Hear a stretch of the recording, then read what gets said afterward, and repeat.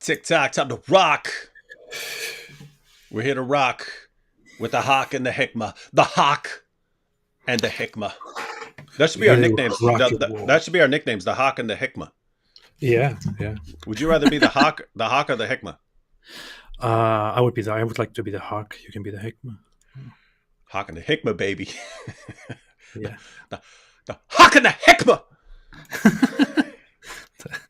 Wow. All these other guys don't have the Hawk and the Hikmah. Where's the Hikmah? Where's the Hikmah? Speaking of the Hikmah, yeah. So, ladies and gentlemen, we are going to be our target is to get to this Sajid Lipham video where it's funny because he can't even say anything directly. Have you noticed that? Like he's trying not to call people. I mean, to be fair, he has called these guys out a million times and so on, but it's getting to the point where it's like he doesn't want to say exactly what he's talking about because then all their fans, oh, how dare you attack this guy for promoting child marriage, and how dare you attack these other guys for promoting secret second wives, and he doesn't want to call them out directly because then all their fans come after him. But so he's putting on this whole reasonable guy, and people are doing a lot of crazy things, and I'm reasonable, and I want to just say the good stuff that needs to be said without directly attacking anybody. He puts on that whole persona and then preaches to his audience. Yeah. So, AP. I mean, apart from the infamous holes in the narrative interview. What was that, like 2 years ago or something like that? 2.5 years ago, something like that? I guess so. Yeah. Apart from the infamous holes in the narrative interview, this has got to be the worst month for DAWAH. I know. So much stuff happens, right? Ever. It's all back to back. Man. So what do we have? We have so many things that happened. So we have the whole child marriage thing of Daniel Kikachu with his crazy things about having sex with a 5-year-old or 4-year-old or 3-year-old girl. Then we have, I don't know, Mohammed Hijab and Ali Dawah talking about secret wives, the infighting again. This is these are rough times, man. Rough times to be a da'i. Oh yeah, and Dawah is amazing. The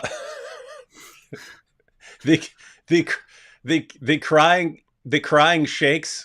The crying sheikhs weeping over people writing Muhammad's name on their private parts and so on. Like these guys openly sobbing and crying over everything that's going, and calling for the massacre of entire city populations to stop the blasphemy against Muhammad, the epidemic surge of people writing Muhammad's name and writing the Shahada on their penises and breasts, and I don't know what they're. These guys are the experts. We should burn entire cities down to stop people from writing the name of the Prophet Muhammad on their private parts. Wow, man. So these are rough times, man, and it's terrible rough times. It's funny because they started off the year thinking they had a slam dunk with like Andrew Tate and so on. Oh, we got Andrew Tate and he's our hero. Now things are going to turn around because we got Andrew Tate, the webcam pimp. He's praising us. Oh, and don't forget Sneeko now. Now they've got Sneeko. So there's like oh boy. Yeah. It's like if you named the people at the absolute bottom of the barrel, the last people on earth we would want representing our position, it would be like whether you're Christian or atheist or whatever, the last people on earth you would want to be the champions of your position would probably be Andrew Tate and Sneeko. Yeah, lots of people may not know who Sneeko is, but he's a streamer.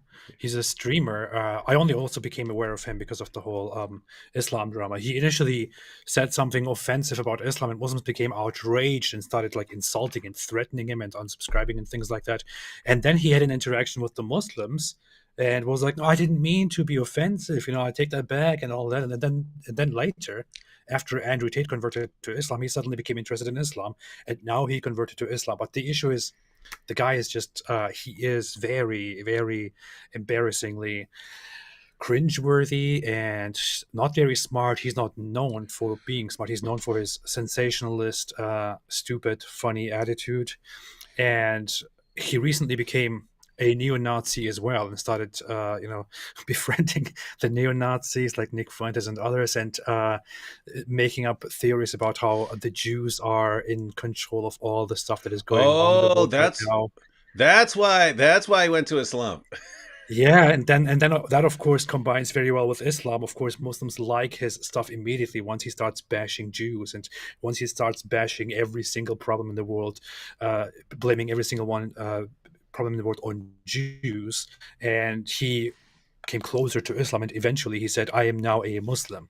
There's also one funny thing to add, though. He was recently on a stream together with Destiny, who we also recently became familiar with because of his cartoons about Islam. Sneeko brought up something about Islam, and Destiny said, "Sneeko, I want to ask you one thing. What is your favorite? Can you tell me one favorite verse of yours from the Quran?" And he was like, "Yeah." I said, "Okay, go ahead." And Sneeko is quiet and goes, "No." and that's the moment. He has no idea. He doesn't even know a single thing about the Quran. But he's there talking about how the Quran is amazing and all that. It's just, I don't know. It's crazy. Hey, check out the comments here from our friend Nawaf. Yo, is that a Muslim? Yeah. No, how is Reed? And is Reed enjoying his 15th birthday? So, of course, he knows my son just died. And this is the response we get. And notice how this is interesting, because these are the same guys who whine and moan and wail when people write Muhammad's name on their private parts, right? Like this is how guys act, and then they get shocked. They get shocked when someone does something. See? Here. This is, I credit Nawaf for this action here. Nawaf, well done. Wonderful. This is what you get. Yep. So, welcome to, this is actually a good summary of the situation in DAWAH. It's like 14 centuries of violence, then it gets stopped, then it finally gets stopped, and then it's we'll insult everyone into being quiet. We'll insult everyone into being quiet about Muhammad, and they just don't get it.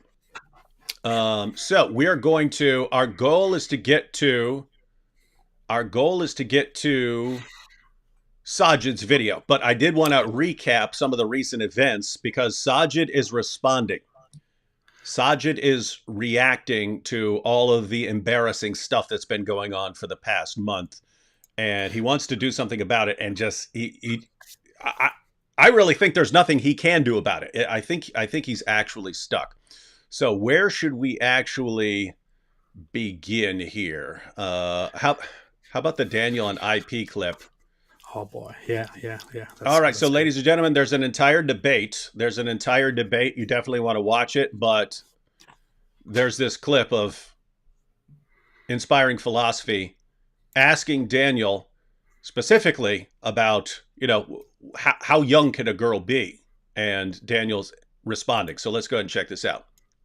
Because if you can start fertilizing a female as soon as she's showing signs of an imminent fertility, the period, menarche, then that will maximize, because you secured the female right at the beginning, the start of when she will potentially. But you can still have sex before you start maximizing fertility, right? When the body is physically mature, according to Islamic law. Do you know what precocious puberty is? Yes, I do. Okay.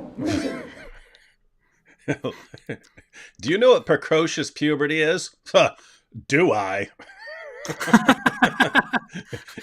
he goes, yes, I do. I noticed that he made it. He's like, oh, yes, I do. Like, he's very proud of it. Yeah. Precocious puberty is my life. What's wrong with these dudes, man? I find the language here already very disturbing. I don't know. He starts with, this is the way he always talks about girls and women. It's like fertilizing the female, securing the female. This is just the whole thing. The whole time he doesn't even talk about them as as women. There is no such value of actually a human, equal human interaction. Of course, there is no equality in his eyes, I know, but I don't know. It's kind of disturbing, and he That's all his thing is always about. The females, as soon as they are ready, should be secured by the man so that they can be made ready to fertilize and increase the population and make sure that Muslims become strong and, large and all that. Wow. So they're doing the whole precocious puberty, maximizing fertility discussion here. Let's see where Daniel's gonna go. It means starting puberty unusually early, like beyond averages. Is there anything in Islam that prevents you from, a man marrying a 5-year-old that started precocious puberty? No, marriage can happen, you can arrange a marriage even as an infant, but that doesn't mean that sex is allowed. But could a man have a marriage to a 5-year-old consummated if she started precocious puberty? If she starts showing signs of physical maturity, then yes, that's permissible, as I stated. That's what about the age principle. 4? If there are signs 3. So this is something that becomes biologically impossible because precocious I have puberty, a study there are that shows no... it goes as early as 11 months. All right, well, that's something that the parents would not... See, the thing about Islamic marriage is that parents are involved at these ages. And when you look at the marriage of the Prophet, peace be upon him, to Aisha, her parents were involved. And so she was not living with the Prophet, peace be upon him, even though she was married to him. So the parents have oversight, and sometimes a qadi or a judge can have oversight if the guardians are not capable to make sure that the rights and the physical well-being of a child are not, or a minor, are not harmed by that marriage. What about, because you've tried to justify sexual slavery after a war. So what if a man finds a 7-year-old, let's say, started her period, could he take her back as a sex slave? So that's a whole different debate on slavery and concubinage. I'm just talking about the minor aspect. Would that be fine? Yeah, so if a girl is any age, she can be taken as a sex slave, right? Yeah, as opposed to being left to die. All right, so wow, I watched this live, and this part was definitely my favorite part of the whole debate, and I thought IP did what I can't think of anybody else who could do this so effectively. He prepared these questions and really pressed him and made him say things that really expose Islam, and then he gets you. I felt so satisfied as I was watching that. I thought, thank you, man. Yeah, I was in front of Daniel, sort of off to the side against a wall, but I was still working on my opening statement and stuff like that because I was debating next, and I was like, so I wasn't listening to everything, but for that part I was like, what? Wait, what? He just said that. He just said okay for a 5-year-old, okay for a 4-year-old, and then when it's okay, what if she's 11 months and it's the parents have to step in there and they decide. And of course, if the parents have been groomed by a professional manipulator like Muhammad, then they'll hand their kid over because you see, my child has reached puberty at the age of 11 months. This is a sign from Allah that I need to hand over this man. Otherwise, my precocious child might go into the closet and masturbate. So I'll just hand my 11-month-old girl to this creepy dude. You remember Fareed? What was Fareed's tweet about that? Oh, his tweet. I recently just posted that again. It was, how is it child rape when there is parental consent?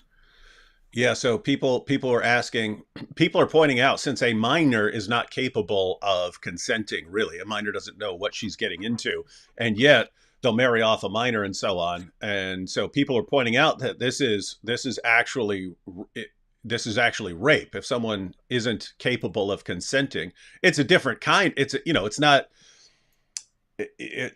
more like some like statutory rape or something like that. But the idea is that someone's not capable of consenting.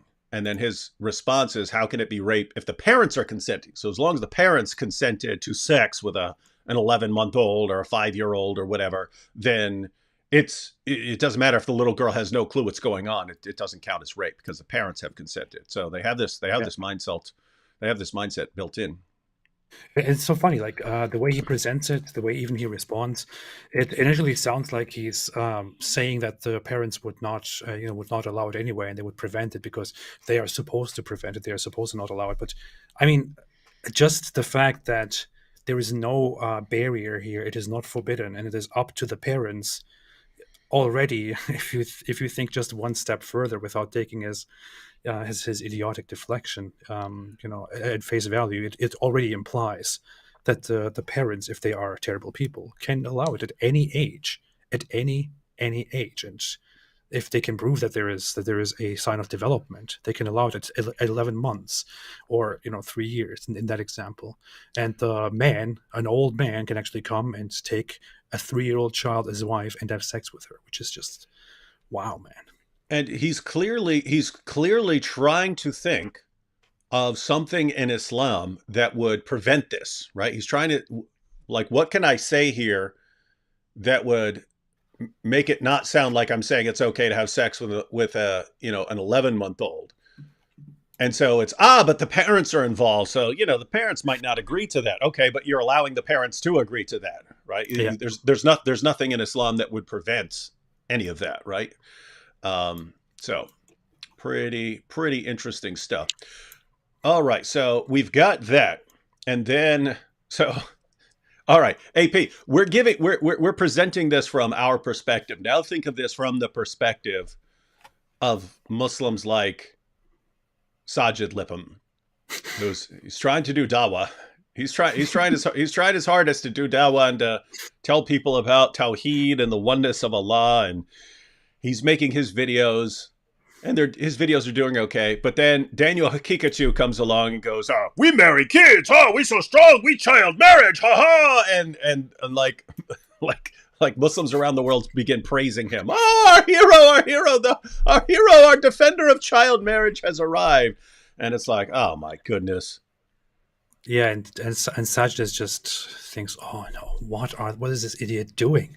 Now I have to go up there and have to say some nice words to make people have a good idea about Islam again. And he actually says it in his video. He's like, he's appealing to non-Muslims and begging the non-Muslims who are just getting in touch with Islam to ignore all the debates that are happening. He's specifically, I mean, he's definitely, it's very clear he's reacting to Daniel Hakikachu without dropping his name, but he's begging the non-Muslims to ignore him and the debates and pay attention to all the nice things in Islam, and Islam is a beautiful religion and all that. Yeah, he's definitely you can tell from what he says that he's at least reacting to the Daniel Hakikachu defense of child marriage and presenting Islam as the go-to religion of pedophiles everywhere, and to the recent secret second wives discussion with Ali Dawah and Muhammad Hijab. So let's go ahead and check out a clip. Ladies and gentlemen, there's a much longer video on Ali Dawah's channel. Definitely worth watching if you've got the time. Over an hour long. I'm just going to play the little beginning clip where they give the little preview. So this is from the beginning of Ali Dawah. They put me, hijab, brother Sirtaj, the would on lie detector test. And they said the following questions. Do you love your wife? Yes. Pass. Would you die for her? Yes. Pass. If your wife was okay, would you get a second wife? Yes. Pass. There is not... If our wives were okay with us getting a second wife, then we's gonna get one, and we proud of that. He's just dying to say that. Yeah. In an Islamic, I wanted to say in an Islamic state we do this, but they don't even have to. There are all kinds of, I don't know what these guys are doing, but there are all kinds of Muslims who get second, third, fourth wives in the West. You can't do it officially before the government, but you get your wife before the government, and then you get Islamic marriages.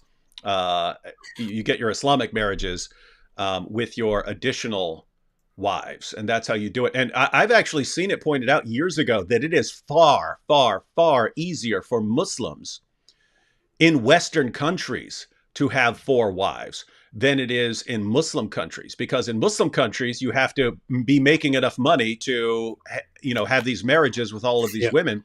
In Western nations, your second, third, and fourth wife are all, as far as the government is concerned, they're all single mothers.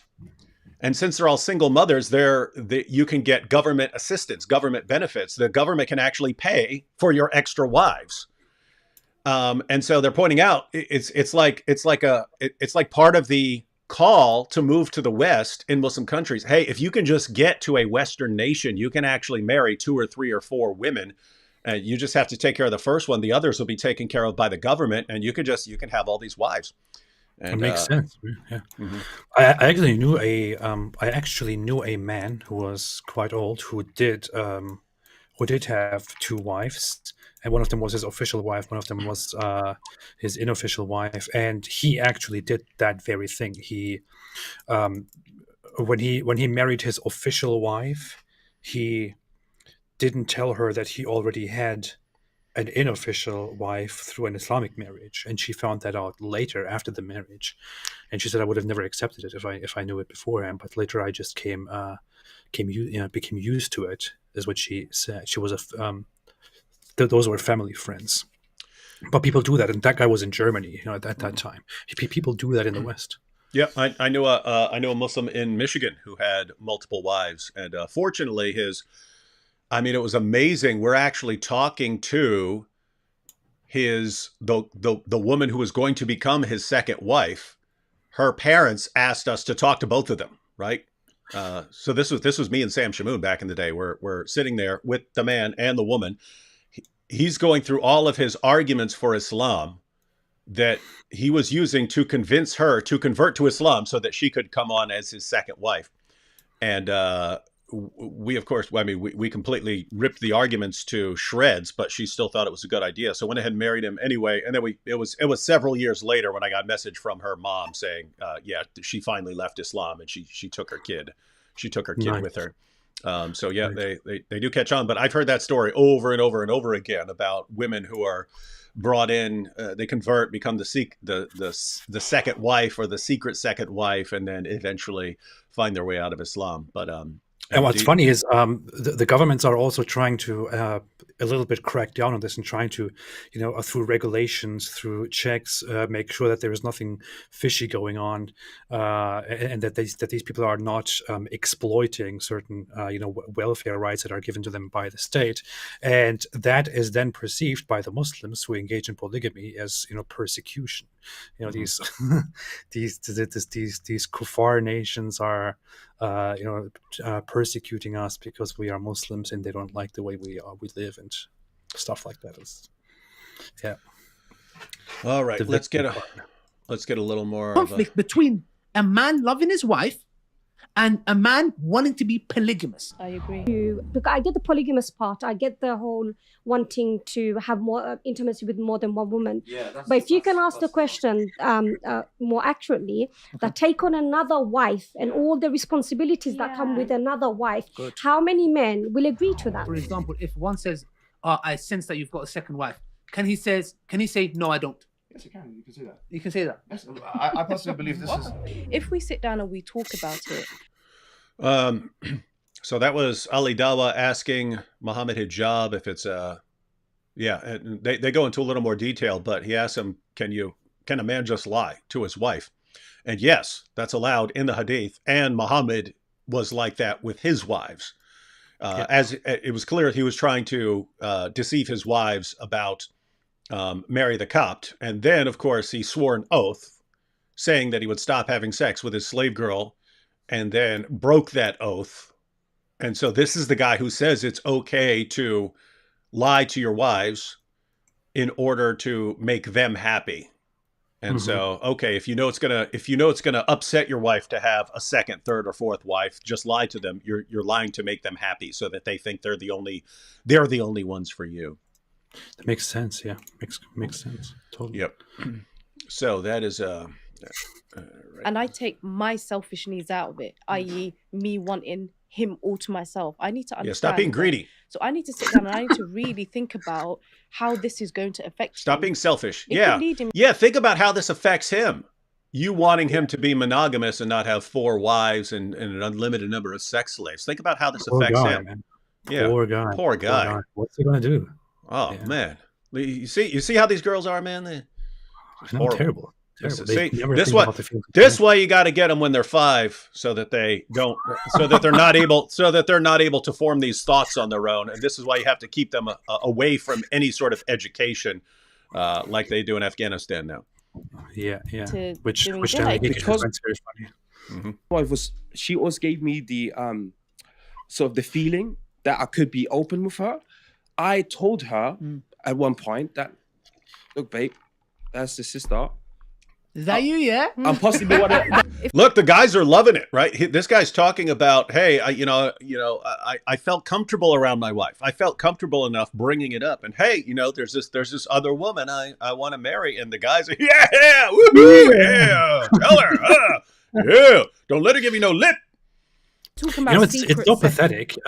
When you search online, when you search on YouTube just for second wife or Muslim's second wife or something like that, you will find a bunch of videos, including from DAWAH, from other Muslim apologists, from known ones, that say stuff like why we should be having more wives, why men should be allowed, and you just see these bunch of men saying, complaining about how they're not allowed to do it, or how the women do not understand them, and it's just, I saw it early and I thought, this looks so pathetic. It looks so pathetic. It looks like a bunch of big babies, a bunch of big kids who are, crying because they want the new PlayStation, and they are complaining because their parents are not getting them the new. Yeah, PlayStation. they're like little kids, like throwing themselves on the floor in the checkout aisle of Walmart because mom wouldn't buy them any Skittles. I want my Skittles. I want my Skittles. Get up off the floor. No, I want my second wife. I want my second wife. Ah! Precisely. It's so pathetic. Tough guys, tough bros. ES1002 said they may have just made 4 ex-Muslim women. Yeah, and it won't happen instantly, but yeah, I'm sure a lot of these women, and especially the young women who are watching, are going to be thinking, "Whoa." I've heard from people, I've heard from critics of Islam that this is a thing, but now we've got the champions of DAWAH openly proclaiming it and sort of demanding it.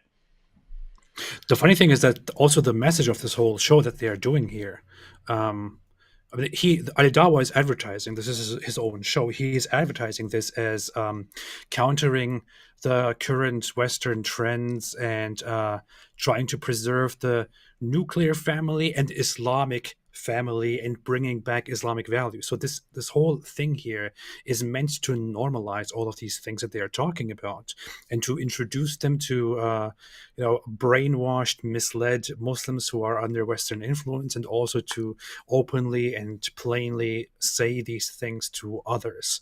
I think they're doing a very great job there and exposing more and more people to how messed up this is, because people, I think if we let them talk about these things openly, I think more people will dislike Islam than be like, oh, this makes sense. I'm going to join them and participate in their amazing new lifestyle. So yeah, and it's really a combination of factors, which is making them like this. And this is true for Ali Dawah and hijab, as well as Daniel Hakikachu, Sheikh Uthman. They're all in the same camp, namely that as you get a number of followers who cheer you no matter what you do, like you can lie to people, your followers don't care as long as you're lying for the good of Islam. You can say horrible things, you can make things up. No, the followers just do not care. Once you as the da'i, so once you as Muhammad Hijab or Ali Dawah or Hakikachu or Sheikh Uthman, once you've absorbed that and you've been conditioned to finally realize, wait a minute, I can say whatever I want, these guys are going to cheer me on. It just starts freeing you up to, now just anything that pops into your head, this is a great idea, because they're going to cheer for it anyway. So, I think it'd be a great idea to defend child marriage. And what do your followers do? They cheer for you. Oh, I think it's great to tell women that we want to have secret second wives and so on. Well, guess what? Your followers are a bunch of horny young men And so, of course, they're going to cheer for you. Sheikh Uthman, oh, I got stabbed. I got stabbed by the infidels. Where are David Wood and the apostate prophet who led their criticisms led to this catch up on me, right? It's and notice to this day, I mean, he's been completely exposed as a total fraud. I mean, this is the Jussie Smollett of Islam. Find one of his followers who cares even slightly. They do not care. As long as you are doing that for Islam, for your work, you're golden with us. And so they absorb this idea, and then they end up doing stuff like this. And you combine that with their idea that's built into a lot of these guys, that part of the problem in Islam is that it's becoming watered down. So we want to go like hardcore. We want to go hardcore defending the teachings of Islam in order for us to get Allah's blessing on our work. And you combine all that with the recent influence of Andrew Tate, and Andrew Tate sort of shocking everyone by showing them, no, you can just go in and treat women like garbage. Even Western women, you could just treat them like they're stupid idiots and they're pure garbage and they exist for no other reason than to bring you pleasure and money. You can tell them that to their faces, and there are those who will accept it. And so these guys have absorbed that idea. Now it's just rolling. It's rolled up into a ball right now, and we're getting this stuff. And this is fun stuff. Brilliant stuff. Alhamdulillah. Let's go and see a little more. Second wife. If my husband has gone behind my back, that to me is cheating, even if it is Islamically correct. Feminist sisters who love their sisters, who will die for their sisters, will take a bullet for their sisters, but will not share their husbands for their sisters. So the point is this, let me be real, yeah? If you got a good husband, by the way, I'm not talking about these guys who don't pray, jahil clowns, yeah? Who don't pray, who oppress their wives. A good man who practices, who fears Allah, who's good to his wife, takes care of his wife. He comes and he says, I want a second wife. All hell breaks loose. And then we blame this man. Yeah, but why are you keeping it secret? What else should he do? Poor guy. Yeah, poor guy. So what an argument! Imagine you could turn the same. Okay, go ahead. Sorry. No, you're totally correct. You could say the same thing about any guy. Like, you don't do everything your husband wants, and therefore, why are you going to be upset if he goes and cheats on you? You could say that. You could say that about anything. Why are you going to blame him? I mean, you could turn this around and say, Muslim brothers are saying that they love their brothers and they would do everything for their brothers, but they will not share their wives with their brothers. You could turn the same thing around and just use that. Why is that any weaker here? This is such a dumb argument. Yeah. Did y'all catch that? Repeat that again, because that's important. You could turn the same thing around and say, he says, Muslim sisters say, we love our sisters, we would do this and do that for our sisters, but we would never share our husbands with our sisters. But you could turn this around, and you could also say, Muslim brothers, men, say we love our brothers, we would do everything for our brothers, but we would not share our wives with our brothers. Why? You could apply the same logic here. Why not? Mm-hmm. Zadok said, why is there variance of coverings in Islam from the shaila to the burqa? What determines what covering is the most acceptable? Well, you have, so in the Quran, you have some they're not very clear verses. It's like covering up your ornaments and so on. But notice that's not clear on exactly how to what extent you have to cover up. And so you have to go to other Muslim sources, and there are Muslims who disagree on sources. And so it'll come down to what their scholars are saying and the different schools of thought. And it comes down to cultural issues. And so it's a situation that you find over and over and over again in the Muslim sources, where the perfectly clear Quran is just really, really unclear on exactly what it's saying. And so you end up with a pretty broad spectrum of practices that flow out of it. Yeah, that pretty much summarizes it. All right. So was there more? No, we got about another minute of this. To see how Allah is testing her, to see how she responds. Yeah. That's, if she decides to do the opposite, which is, throw the divorce card or throw this card, then ultimately she's falling into the act of disobedience. Thank you. Family. Which did you catch that? And it's already happening. Notice all these women, all these young women, were horrified at the idea of their husbands getting a second wife. None of them wanted it. And yet you just saw her, how quickly she can be conditioned to say, okay, if I have a problem with sharing my husband and me, me wanting him all for myself, I'm going to have to answer for Allah. I'm going to have to answer to Allah. And maybe Allah is testing me by how faithful I am to him. And well, what's the test? Like Allah's testing me to see if I'm going to get divorced over this, or if I'm actually going to stop being selfish and let my husband marry as many women as he wants, and so on. That is actually a very popular explanation in Muslim society and Muslim cultures, where women adopt this way of thinking because that's what they are told by their imams and by their scholars as well. So this is very, very common. Muslim women will often say this to each other. One of them says, I would never accept this. How can I accept something like that? Can you? And they then say, well, this is how Allah tests our patience. And as good women, as good Muslim women who have faith in Allah and who do things for Allah, we should be accepting this and thereby show that we are good believers. And that's just, that's where the cult-like mentality comes out, where you can clearly see that the women don't like this, but they are told that this is actually good. So they turn this around, and this miserable thing, which we all clearly hate, is actually good, and we just don't like it because this is a test. What we really need to do is to do whatever the husbands want. This is cult behavior. Yeah, and everyone who's horrified at this, never ignore the fact of how absolutely easy it is to condition people to accept this. Yeah. I mean, you'd think, oh no, women will never go for this. Wrong. You can condition men very easily. You can condition women very easily. If you are in a context of you're a Muslim, again, you could condition people whether they're male or female. But in this context, you're a Muslim woman. Do you want to be a good Muslim woman or a bad Muslim woman? You obviously want to be a good Muslim woman. And these guys will start bombarding you with the idea of what is a good Muslim woman. And a good Muslim woman they're going to define as one who's totally fine with her husband boning a bunch of other women, because that makes her not selfish. Say, you don't want to be selfish wife. You don't want to hold him back and thwart his desires and so on. So they can condition people really quickly like that. Hey, why is Inspiring Philosophy over here in the chat when he could just call? He could just call in and join us, dude. You could just call in and join us. What the heck's wrong with you? Yeah.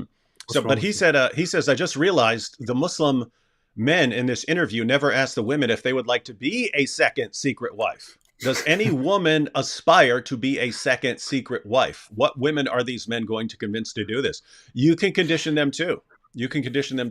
And it's kind of an honor, right? Like, oh, you had your wife. 3-year-old ones, maybe. Yeah. But like, I mean, think about it from the perspective of a woman. I mean, it's like for people who've always wondered, like groupies who follow around like sports players or something like that, and they just want to be able to say that they had sex with some famous ball player or something like that. You think, oh, what's in it for these women? Well, they were chosen, right? Like this guy, this famous athlete could have picked anyone, and he picked you, and so I guess that means you're really hot or something like that. But I mean, think about this: if a guy wants you as his second, he's already married, now he wants you. I mean, I guess that would be appealing to certain women, especially if they've been conditioned to think this way. And guess what? The da'is, they're on this. They're working on they're working on conditioning their second, third, fourth wives and so on. Here's the thing. I mean, imagine the scenario. Just make up a hypothetical to understand how that could go and feel. The man sits down as a religious Muslim man and carelessly breaks the news to his wife and says, hey, I want another wife, and I have already laid my eyes on one. I want to marry that one. Or he says, hey, I already have a second wife, which you don't know about, and this is fine. I finally want to tell you about this. Now, if she becomes emotional and says, how dare you? I will not accept this.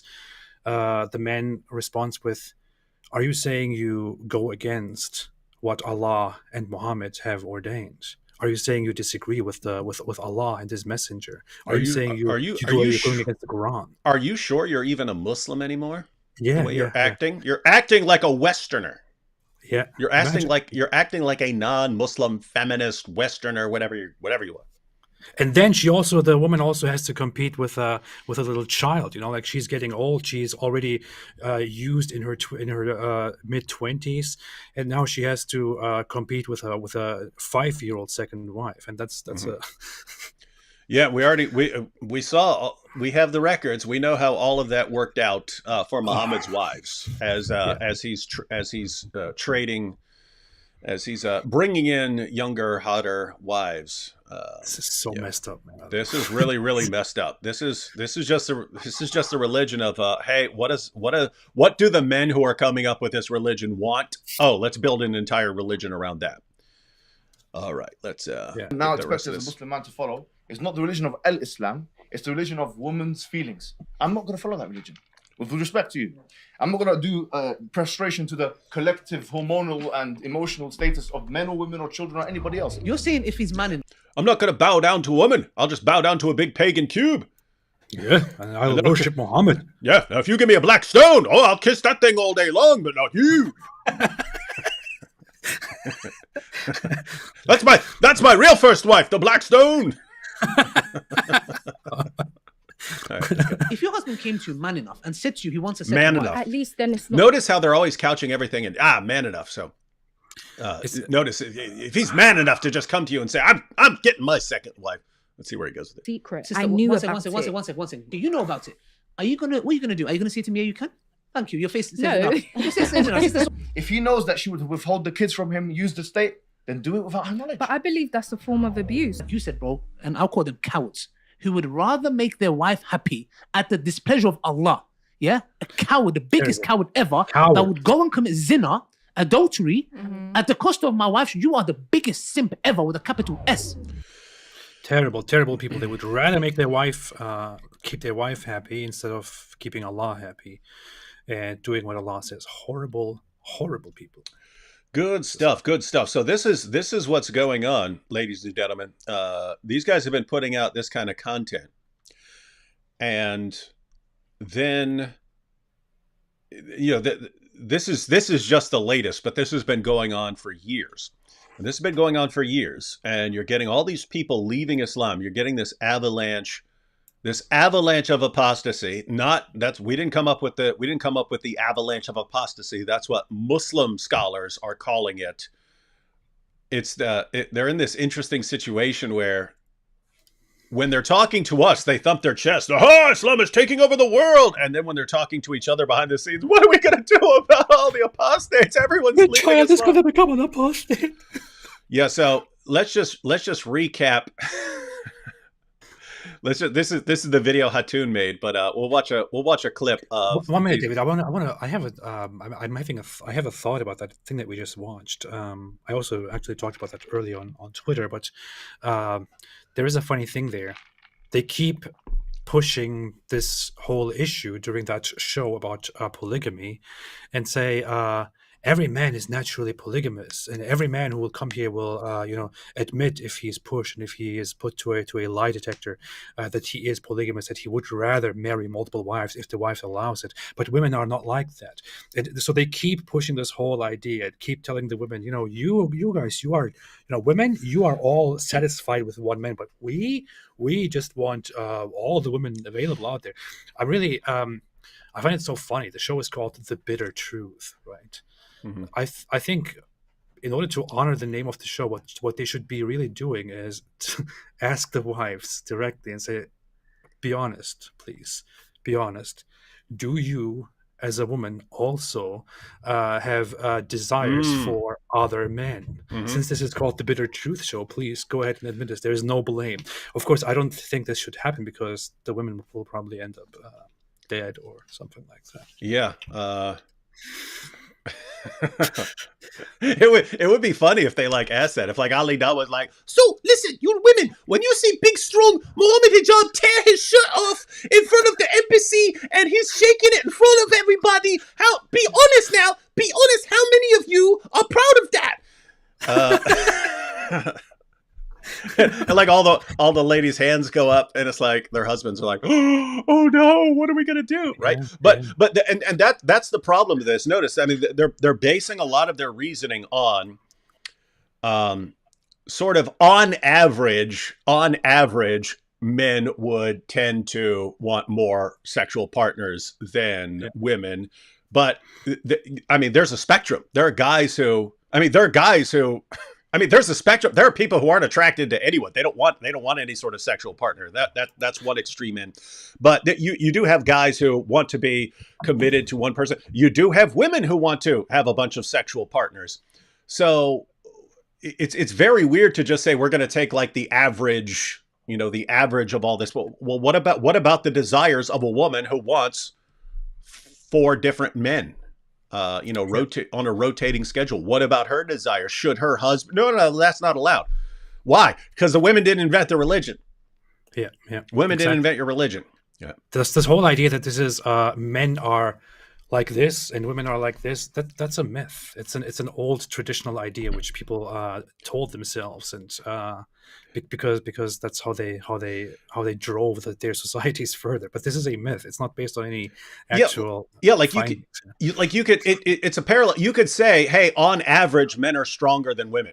Right? On average, men are stronger than women, but there are women who would kick the crap out of a lot of men. There are men who are weak and frail, and there are women who would kick the crap out of them, and so on. So it's like, it's hey, let's base our claims about what marriage should be and so on based on a kind of averaging of things and just ignoring the outliers. And I don't know. Anyway. Weird situation. But this is DAWAH. This is DAWAH.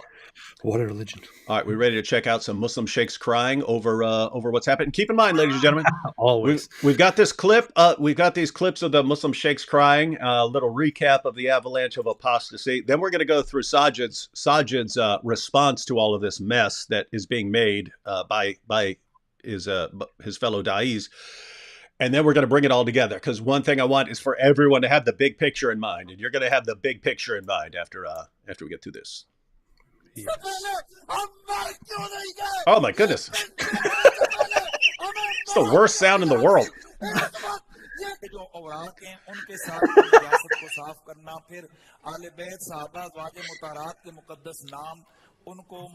Oh man, are people doing that, AP? Defecating on the Quran? I don't know.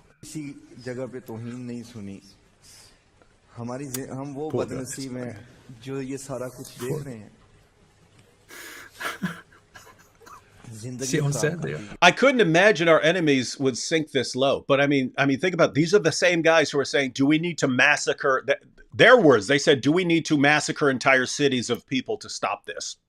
Yeah, I can't believe people can be so shameless to write Muhammad on their penises and to defecate on paper. What should we do? Should we burn the cities down and massacre them all? What should we do?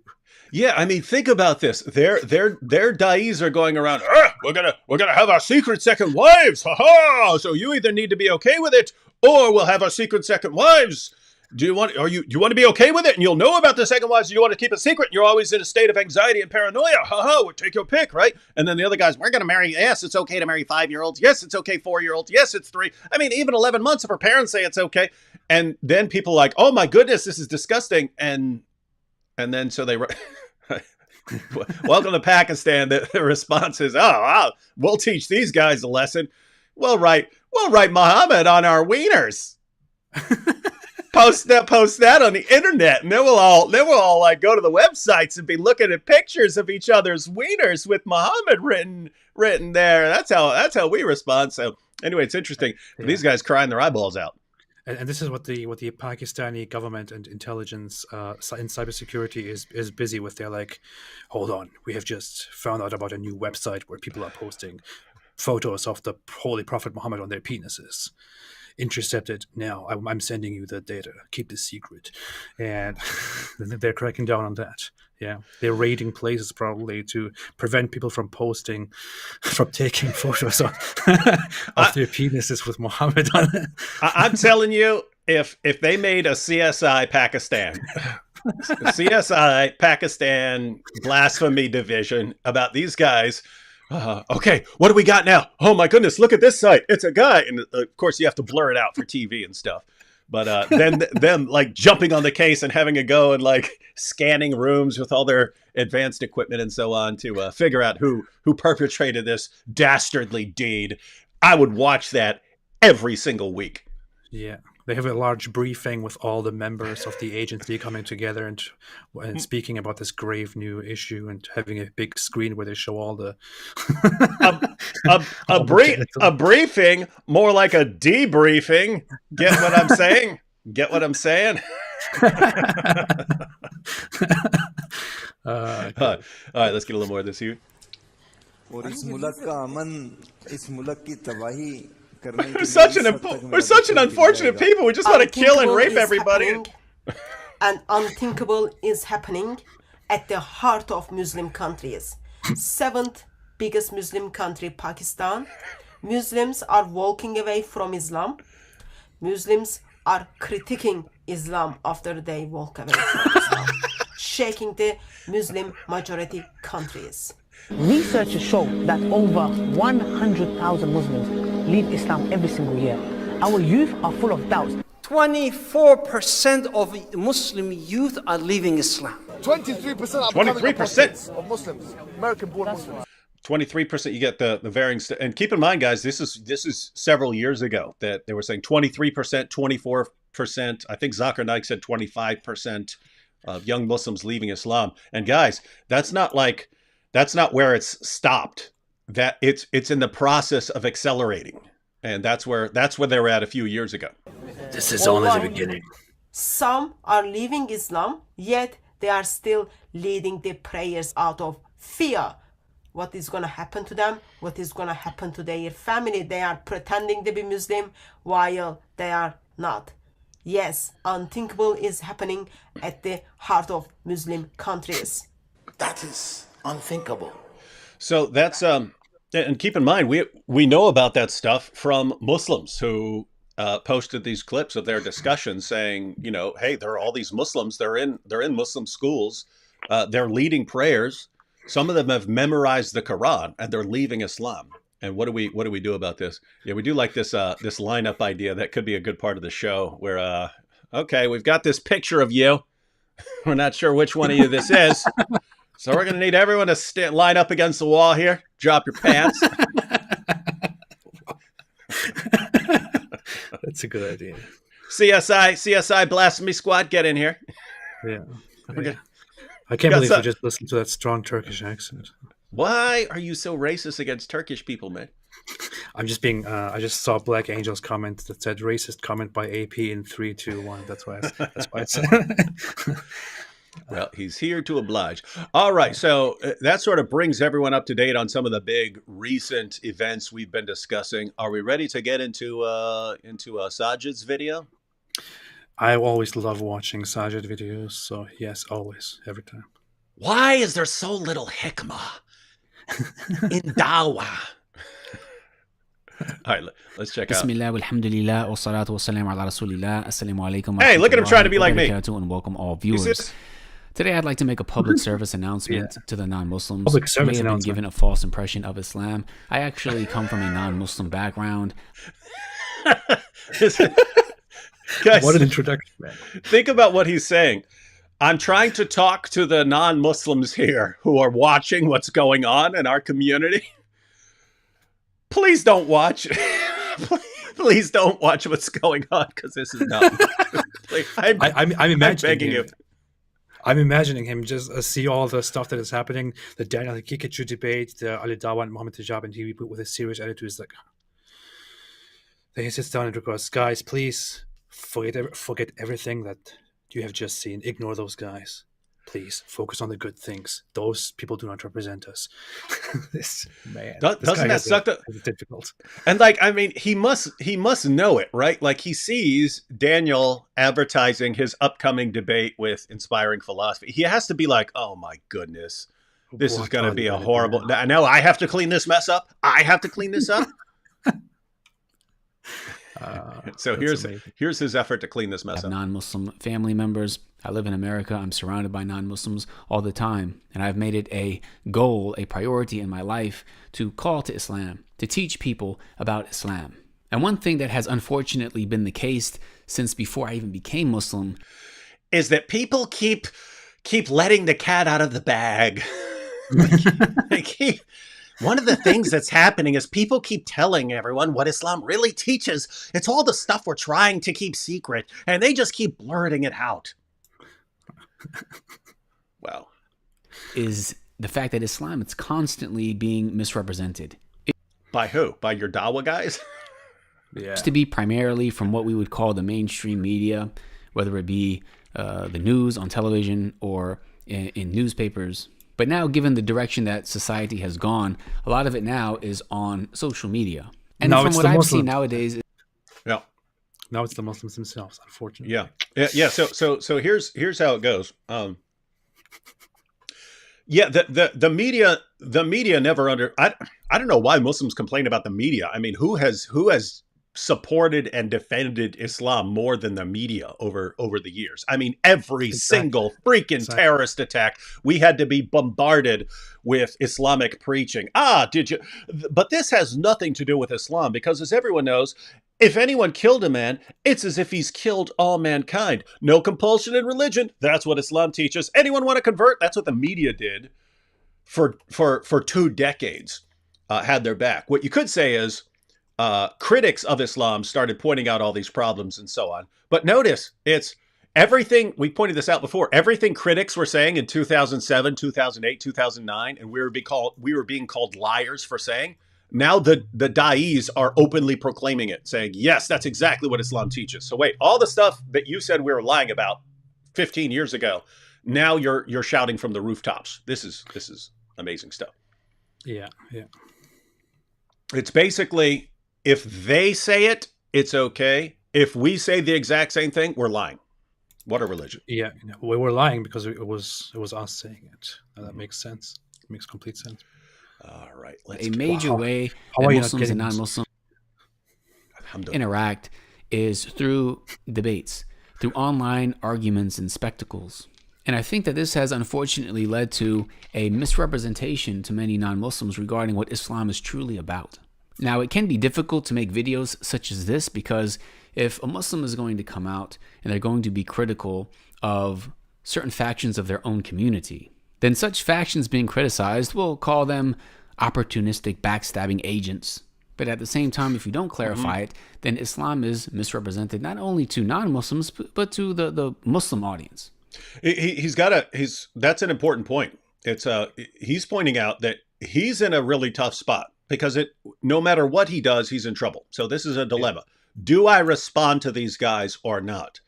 If I don't respond to these guys, then these guys are growing more and more popular. They're running around defending child marriage, turning Islam. Now, I would assume Sajid knows that this is the religion of child marriage. He just understands you don't want to be the public face of pedophilia and be defending your religion. So he understands that it's bad. And therefore, since it's bad for the Muslim community, keep your mouth shut about this stuff. So if he doesn't speak up, these guys are going to keep making Islam look worse and worse by emphasizing all of the things that horrify people about Islam. So if he just lets things go, guess what? Ali Dawah, Muhammad Hijab, Sheikh Uthman, Daniel Hakikachu, these guys are all just getting more and more popular and making Islam look more evil and much stupider than people like Sajid think it is. And so what do? Do you respond? If you respond, all their fans attack you and saying, you're just jealous, you're causing division in the ummah and so on, you're a bad Muslim. And so if you respond, you're bad, and then you have to deal with all this stuff. And if you don't respond, well, what do? You just have to sit back and watch as they destroy your ability to do dawah, because you're going to get to the point where you go, hey, everyone convert to Islam. They're like, what? The religion of child marriage? Get out of here, man, you sicko. Right? Yeah. And he's specifically saying that people refer to him, if he speaks out, as a backstabbing agent, and he's not just making that up on the spot. It's actually Muhammad Hijab and Ali Dawah have referred to him as a backstabber because he came out criticizing Ali Dawah's behavior and performance when he was that the attempted grapes to have a debate with me, with the grapes and stuff. And then he also criticized Mohammed Hijab, and they called him a backstabber. And Daniel Hakikatju recently accused him of being a secret agent for the West to corrupt Islam or something like that, because he told him to calm down and stop causing, unrest among Muslims and stuff like that. So he's directly or indirectly responding to these things that are actually happening to him right now. Good Clan said, "Hey David Wood, you are the best all-time debaters to Islam." No, there are debaters who would run circles around me. You see, I like that part, and convert lots of Muslims into Christianity, or at least not living in Islam anymore. And of course, AP, I watch your videos too. Oh, thank you. I didn't know anyone watched the videos. Yeah. I didn't know AP still made videos. I didn't know. Yeah. All right, let's get a little more Sajid here. You notice, like, we obviously disagree with Sajid, but he's got way more common sense than I'm serious. I like the guy. I like the guy. I actually genuinely like this guy. I think he's trying to be at least honest. I also apologize because in the past I once accused him of lying because he responded to me with things about the gospel, and I thought this is just he must be lying, but he was just he was being desperate or maybe lying to himself. But I think he tries to be as honest and as reasonable as possible, and he is also against all of these shenanigans that these other Muslim apologists are constantly engaging in.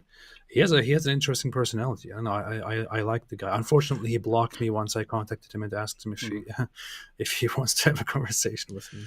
And it is a horrible position to be in, right? Like he's got the task of trying to clean up all these messes that these guys are making on a daily basis. I mean, on the daily basis, all these Dawah guys are like making Islam into a laughing stock, and they're doing it for their followers because their fans love it. Whereas he's looking at it not from a Dawah fan perspective, but how does this look to non-Muslims? This does not look good. It does not look good if we are now the official religion of child marriage. Of the official religion of marrying 5-year-olds and 4-year-olds and 3-year-olds and so on. We don't want to be that. But all the Hakikatju fanboys are, alhamdulillah, our great hero. He's defended child marriage, and he's like, oh my goodness, man. Here's the thing. I want to add one little warning or disclaimer.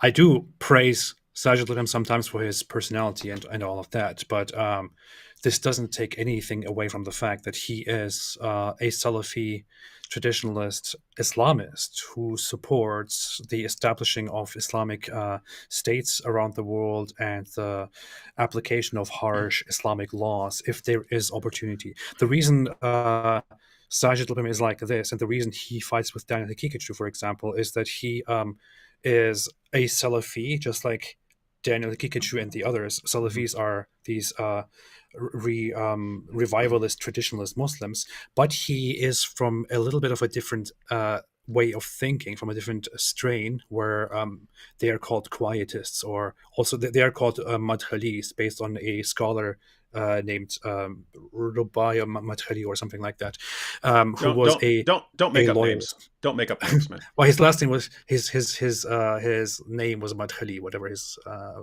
first names are. I don't care. But so that guy was in support of being a loyalist supporter of whatever Muslim governments are in existence, without publicly criticizing them.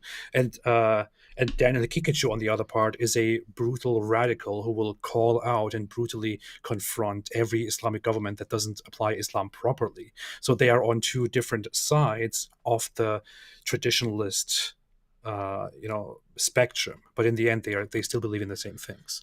Yeah, and that's why even though you can appreciate the position that Sajid is in, and you can actually respect him for being willing to call out his co-religionists, don't lose sight of the fact that they are ultimately aiming at the same thing. Yeah. And this isn't true of all Muslims. You could be, you could be from a different sect of Islam that does not believe in the same hadith sources, and you could get some very different results. You could get people who are like, no. These guys are totally wrong about a lot of these things they're saying. You could get Muslims like that. This is why I said, Sajid, at the end of the day, he probably believes that child marriage is okay. He might be one of the guys who says, it was okay back then, but the world has changed, and since girls go to school now or something like that, he might think something like that. So he might think it's actually wrong in this time. But I mean, he is committed to the same sources. So I guarantee you he believes in some really, really creepy stuff that would align with a lot of the horrifying stuff we hear about Islam. But so, I mean, you could actually think of it like this, like, which would you prefer? Would you prefer the guys who are blurting out all this horrible stuff, or the guys who are trying to cover it up? Right? Like, that's the thing. You could look at it as is actually worse to cover it up.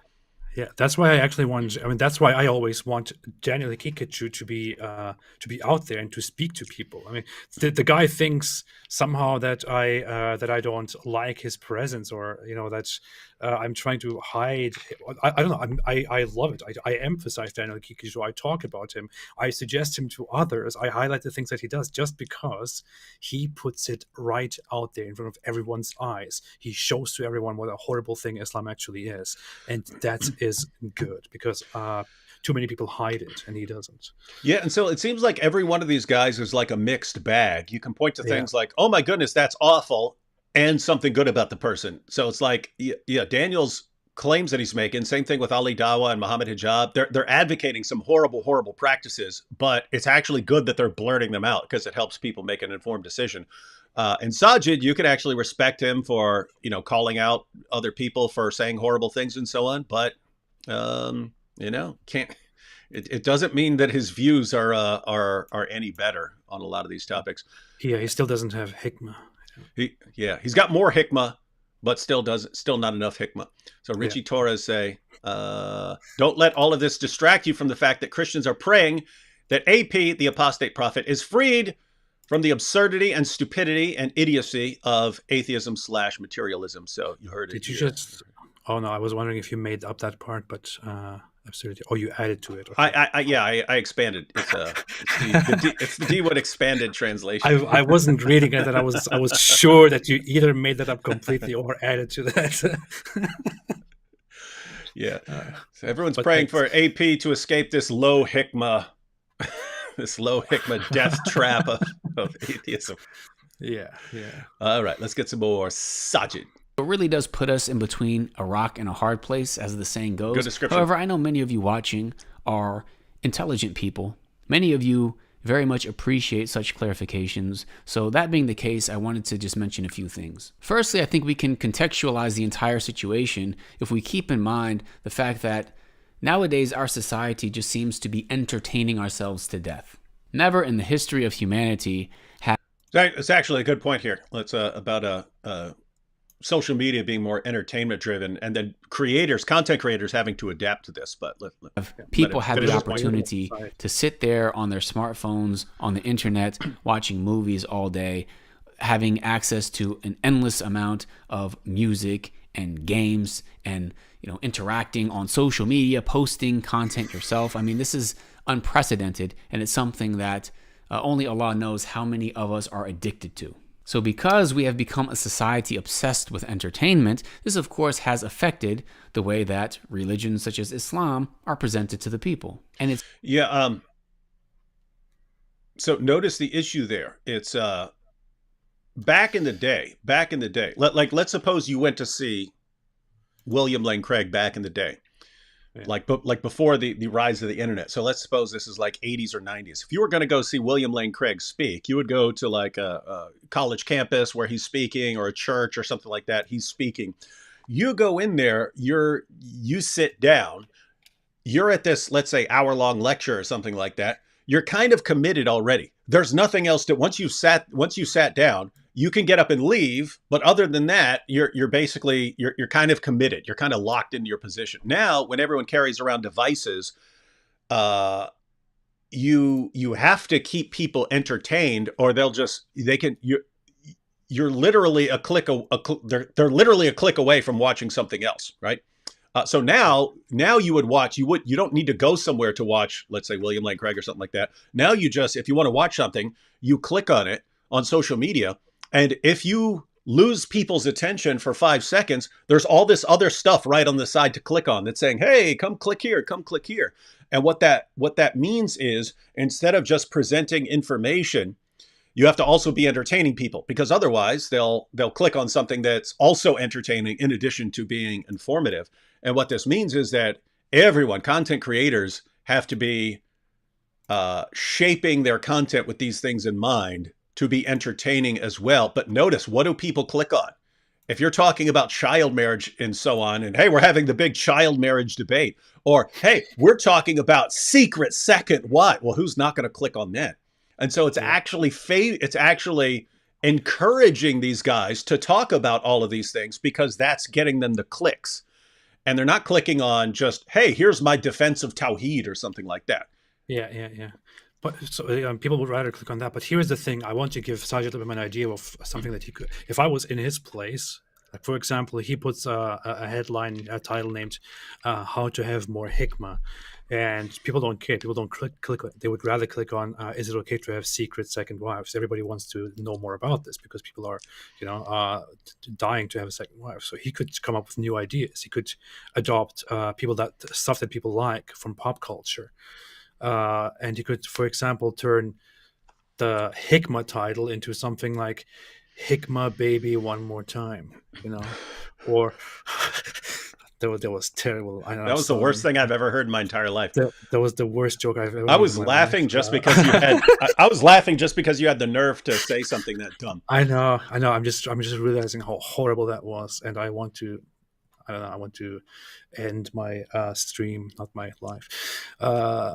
But yeah, no, he could make it more entertaining. Maybe it could, just like DAWAH, it could make clickbait videos to reach more people, and then he could give up more of his dedication to truth and to reason, and thereby, appeal to more people who would rather watch DAWAH. He should be doing this. And that is an issue. Look at Damon here said, this guy's on social media making a video about how bad social media is. Yeah. But it's like, I mean, he is on social media, but he's not doing at least here he's not doing the entertainment driven idea. He's sticking to his guns as far as, I'm just going to talk to people and be reasonable. The problem is that that's not working, right? The people who are doing it differently are the ones who are exploding in popularity. And so that's the real difficulty that he's in, is everyone who's doing it the DAWAH way is going to become more and more popular. Everyone who's doing it the Sajid way is going to become insignificant. And so if you're a let's say 17, 18-year-old Muslim, and you're deciding you want to go the social media route, which route are you going to go? You're going to copy DAWAH, right? Yeah. You're going to copy Muhammad Hijab. You're going to thump your chest. And so that's what Sajid sees. This is only going to get worse, because these guys are like the models for the way things are going to become. And it's only going to increase. And there must be a pretty horrible feeling of helplessness. But what were you cracking up about? Because you obviously want to talk about it. No, I just saw that comment from Jacobog, which said, unsubscribe because of that joke. AP is losing me subscribers. Yeah. Okay, so Dan here says, now this is becoming the Repent AP show. Dan Straight says, God bless you, David. Praying for you and your family. Oh, yeah, that AP guy, too. Come to Christ, AP. Quit being an atheist dirtbag. Refuting atheism is easier than refuting Islam, because atheism is much dumber, according to Dan Straight here. So you heard it here, folks. Always have to read to check if it actually says that. All right, some more from Sajid here. To the extent that sometimes the truth and what's right, what's actually beneficial, will be sacrificed for the sake of entertainment. And we will let our desires get the best of us because we want to be entertained. We want to watch this. And at the same time, fool ourselves into thinking that it's beneficial, or that we are walking in the footsteps of the righteous Muslims. So in the name of fighting for Islam, we find people having the most absurd, ridiculous debates. But such debates garner the most people, because it's seen as entertaining, and you're also tapping into not only your Muslim audience who are going to cheer you on, but you're also tapping into the non-Muslim audience and those who may be cheering against you. But for everyone watching, I would like to clearly state that Islam is not about intellectually owning opponents in debates and arguments. What? Okay, it's not? Now he's onto a related topic of, like, you do have, it's this trend for a long time of, you're humiliated, we've humiliated you, and so on. And that's like what, but notice that's another example of just what's popular. If you post a clip of you owning someone and, hey, AP destroyed with these grapes and so on, then people click on that. So it is this weird changing world where you have to be talking about really weird stuff. You have to be talking about really sensitive issues. You have to be entertaining people the entire time. And that's what's going to, and you have to be like owning and humiliating everyone. And that's what's going to make you popular. And if you're just a calm, reasonable person trying to present your views, yeah, you're not acting like an idiot, but the other guys are the ones who are growing rapidly in their impact. And so, gosh, this is a rough spot to be in. Keep in mind, everyone. I mean, he's talking about from an Islamic perspective right now. Everyone's got to deal with this. Everyone, atheists, Christians, Hindus, everyone's got to deal with the same issue. Namely, as we're adapting to social media, people's attention span decreases. Their inclination to click away from things very quickly, that increases. So their ability to be sidetracked and distracted very easily, that increases. And therefore, in order to hold people's attention, you have to be dialing up things like theatrics and entertainment and so on. You have to do that. And so it means that there's like this arms race of who's going to be talking about the most disturbing things in the most hilarious way possible. Yeah. And it's just, we live in a society. Yeah. Yep. And AP loves this because that's basically all he does is entertain people with no content. Yeah. That's what I did. With no actual content. All right. Yeah. Let's see where he's going. Islam is not about being as contrarian and unlikable as humanly possible. In the this is a clear reference to Daniel Kikic. Yeah. Yeah. And notice he does seem to zero in on the important points. But whenever you have these sort of group dynamics where it's one group versus another group, you could see this in politics. You can have two political parties who try to work together, but if they get to a point where they really, really hate each other, then the people within each, let's say, political party, could be any groups that are set against each other, religious groups, whatever. But you have two political parties and they come to view each other as enemies and not people who are all sharing the same society and should be working together. Then once your group has set the other group as their supreme enemy, people will literally they will be climbing over each other to become more extreme against the other group, to be more contrarian, as he put it. And so you will tend to elect people who are owning the other side more, and whoever is most revolting to the other side, that becomes your guy. And so he's pointing out that this is true even here. If you're a Muslim and you feel like your religion's being attacked by people like AP and things like that, and our religion is under attack, you tend to rally around a champion. Who are you going to rally around? The guy who is most contrary to what the critics are saying and doing. Exactly. And so you'll just rally around these guys. And the calmer voices, what do we need him? We need a champion who's going to own these guys. That's who we need. And so he sees all this. He sees what's going on here. And the thing is, Islam is the ultimate, warlike ideology that has this whole idea of defeating and fighting for Allah and all of that stuff. So Islam is definitely very quick to adopt this ideology and to elevate it as much as possible. Did you check the comment? AP has a secret second religion, secret Christian. Yeah. People are funny, man. Yeah. All right. Being courageously unapologetic. But Islam is balanced. It's also not about acting like we all agree on everything. Nor is it about sacrificing the truth in hopes that everyone likes you. What Islam is about is La ilaha illallah, which means there's nothing worthy of worship except Preach, Allah. brother. And Allah is a name referring to the Creator, the one who created all of us, the one who is the all-knowing, all-hearing. Yeah, he's kind of losing me with this. I don't mean losing my attention. I mean, come on, dude. It's like he's going back to this standard DAWAH pitch of, hey, you know, Islam is just belief in one God and submission to one God. You believe in one God, don't you? So submit to one God. That's all Islam is. No, it's not.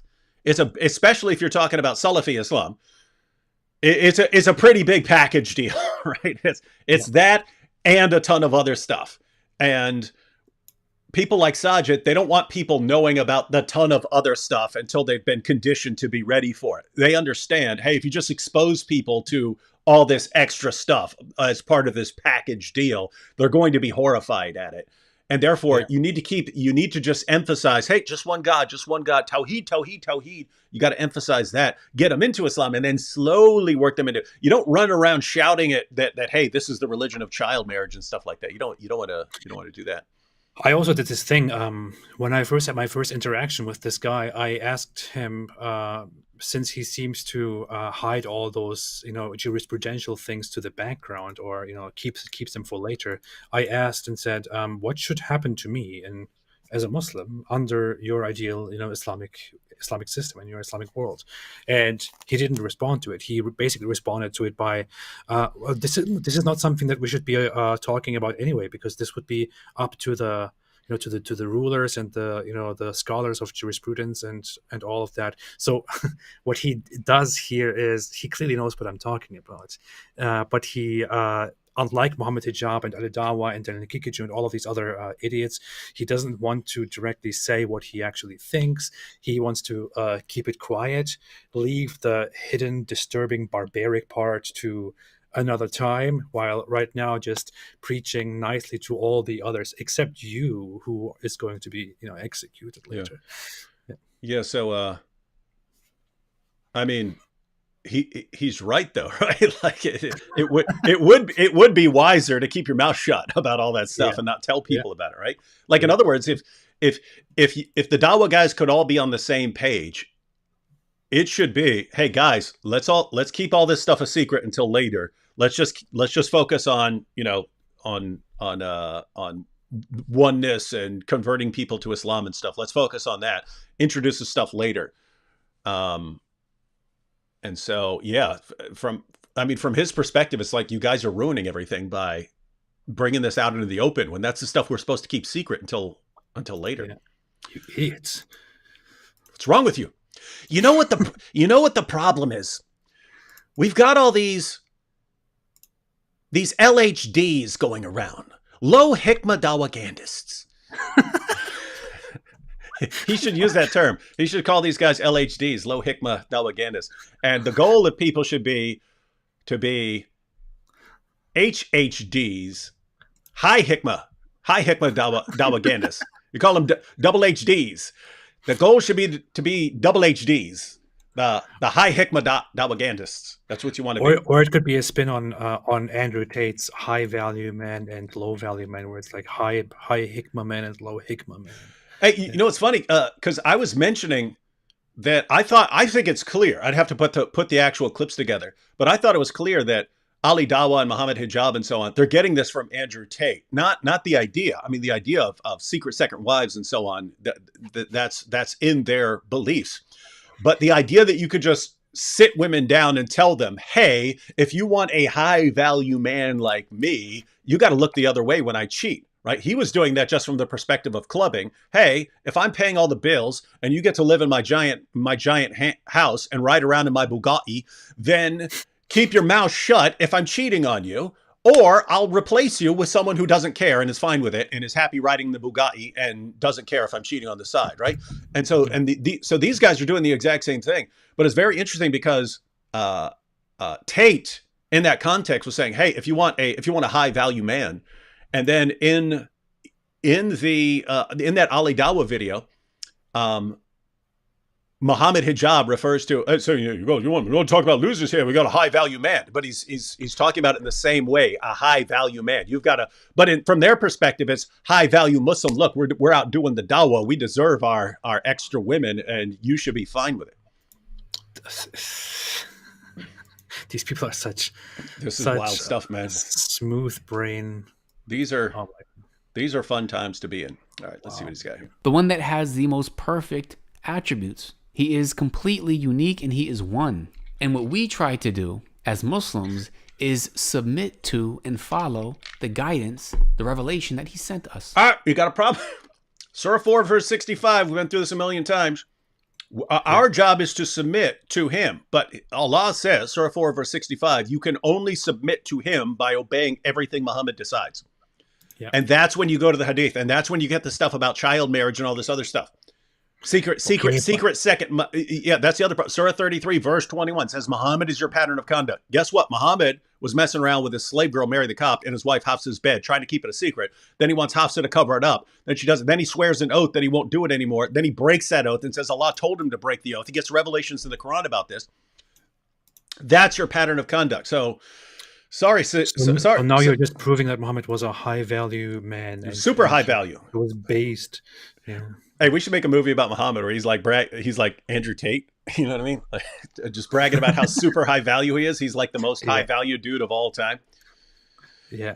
And instead of having a Bugatti, he has a Burak, the horse. You know? He's got a Camelak.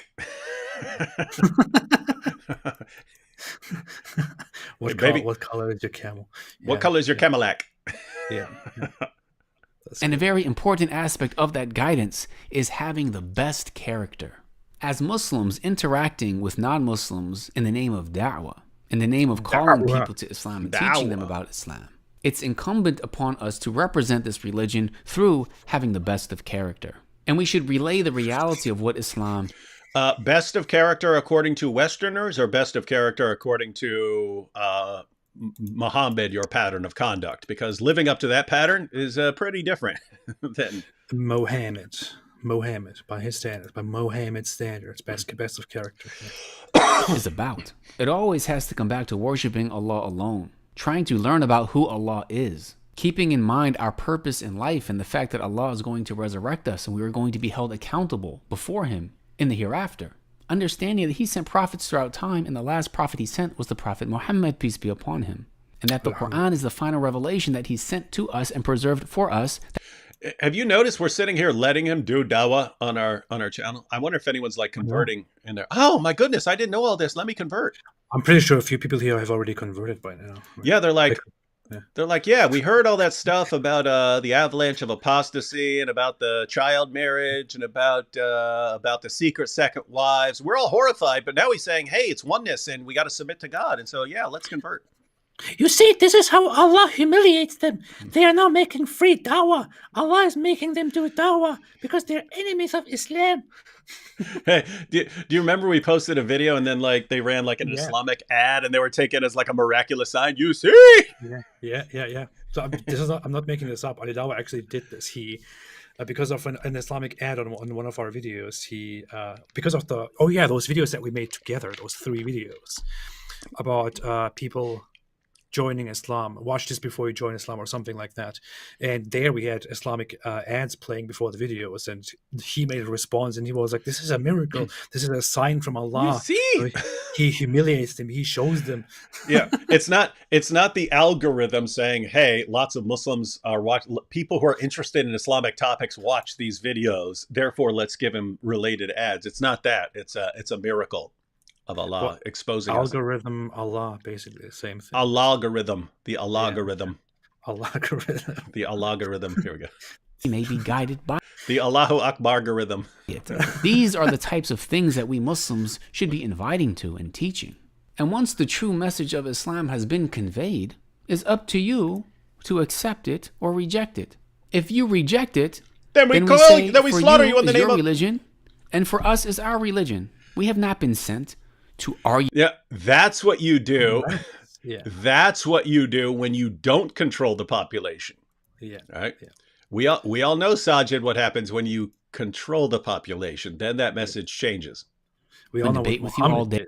Yeah. We all know what Muhammad did, what the caliphs after him did. We all know this, man. Yeah, when you are a small minority of the population and you invite someone to Islam and they say no thanks, then you say to you be your religion and to me be my religion. In an Islamic state, You can ask Ali Dawah what happens, because we already know. Yeah. Hey, look at this. Klaatu, Barada, Nikto. You don't even know what that's from, do you, AP? I have no idea what that is. No. Well, that's because I'm ignorant. You're too young. What is that from? That was from it was definitely an Army of Darkness.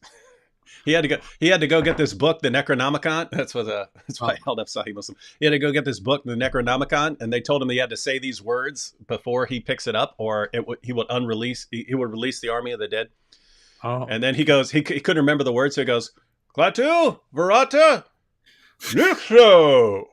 There, I said the words, and it releases the Army of Darkness, and then he's like, okay, I didn't say every little syllable, but anyway, I don't know why someone's putting that there, but I've always wanted to do a video where I'm opening the Quran. Matter of fact, I have made a video where I said that while opening the Quran, but it'd be cool to have a Quran that looks like the Necronomicon. Yeah. Every day.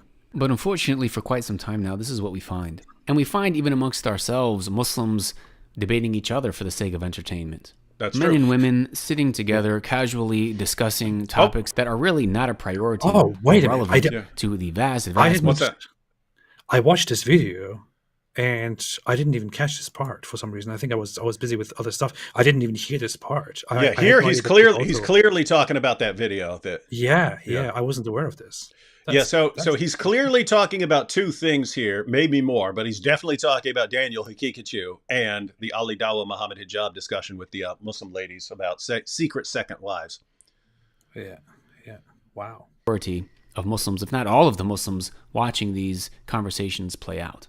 So to summarize and conclude this video, I would firstly encourage anyone who is sincerely looking for truth to ask the Creator to guide you. Because at the end of the day, nothing I say, nothing that anyone says in a debate, in a video, in an argument is ultimately going to guide you. It's the Creator who's going to guide you. And I'd also say, just keep in mind that these entertainers online are just that. They're entertainers. They're not the type of people who are necessarily really going to tell you about what Islam actually is. They're not. I mean, keep in mind, beautiful. He's being pretty brutal there. He's saying that Daniel Hakikachu, Muhammad hijab, Ali Dawah, these guys are just entertainers. He's saying these aren't the guys who are going to lead people to the truth. These are entertainers. These are internet. I actually heard somebody else say that same thing before in a video response to Ali Dawah. There is this guy, this kind of extremist preacher type who is on YouTube, who doesn't have as many viewers, but he made a response to Ali Dawah. Somebody asked him about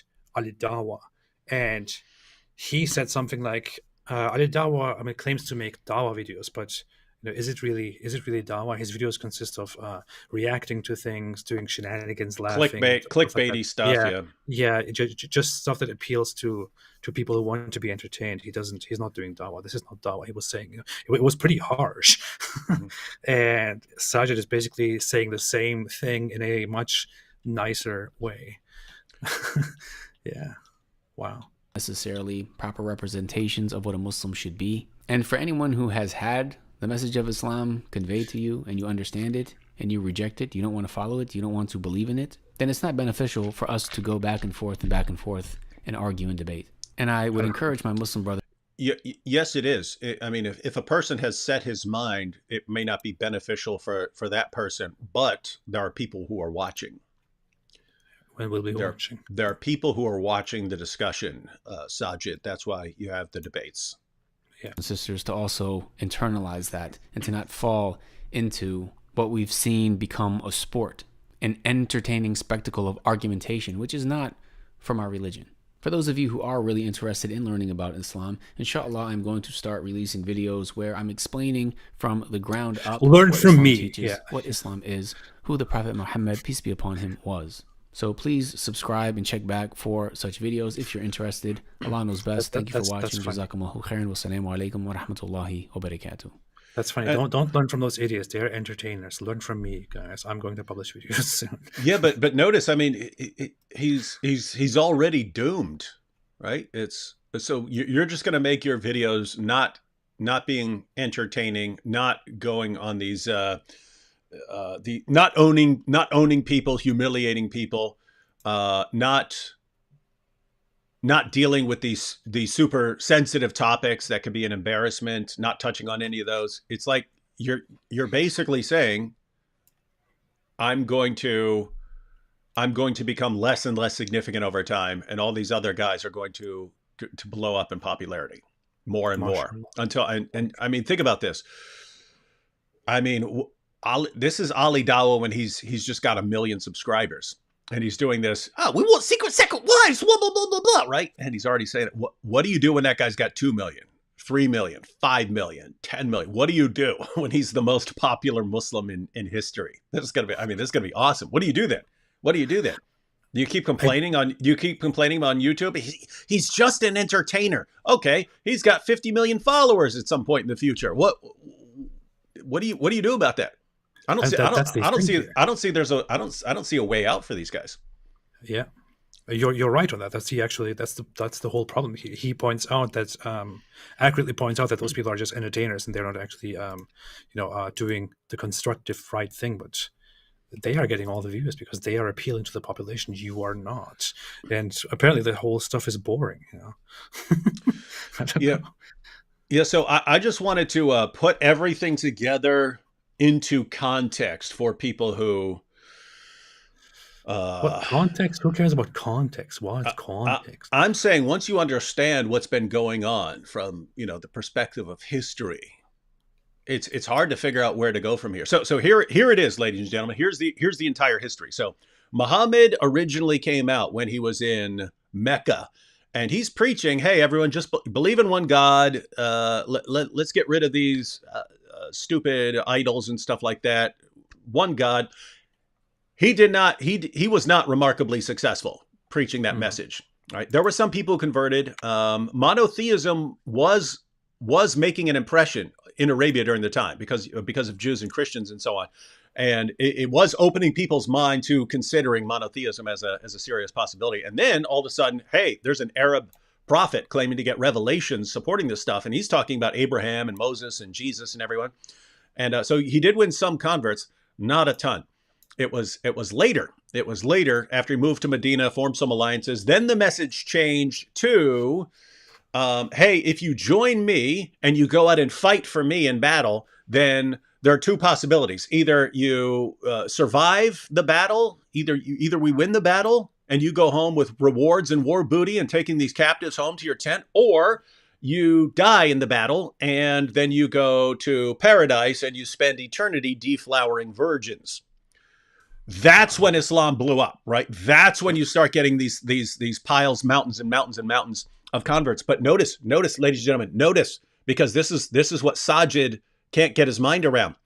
Muhammad preaching oneness, Muhammad preaching Tawheed was not very popular. Muhammad preaching, let's go out and get all these women as our war booty, take everyone's stuff, and then spend eternity deflowering virgins, which seems to be more in line with the version of Islam being spread by Daniel Hakikachu and Muhammad Hijab and Ali Dawah and so on.